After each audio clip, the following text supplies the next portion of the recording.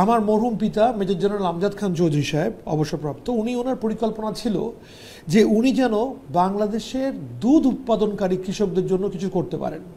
এই জন্য আজ থেকে ২০ বছর আগে আমরা একটি কোম্পানি প্রতিষ্ঠিত করেছি, যেই কোম্পানির নাম দিয়েছি আমরা প্রাণ ডেইরি।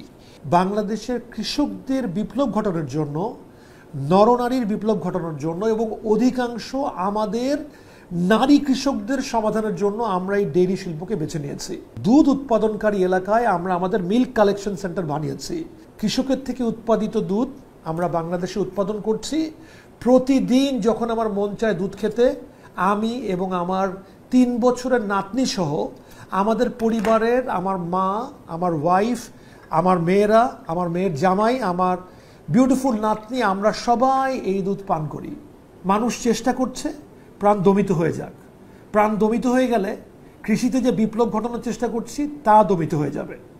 আস্থার ঘাটতি থাকলে আমার সম্মুখে আসেন, আমার সাথে কথা বলেন, আসেন আমরা ফ্যাক্টরিতে যাই, আসেন আমরা কালেকশন সেন্টারে যাই, আসেন আমরা সেই সমস্ত কৃষকদের সাথে কথা বলি যারা ব্যাপক পরিশ্রম করে আমাদের এই দুধের স্বপ্ন বাস্তবায়নের জন্য কাজ করে যাচ্ছেন। যেভাবে আমি আমার পরিবারের জন্য প্রাণ দুধকে নিয়ে গর্ব করি, প্রাণ দুধকে ভালোবাসি, প্রাণ দুধ পান করি, আপনিও আস্থা রাখতে পারেন। আসেন আমরা একসাথে প্রাণের দুধটা পান করি।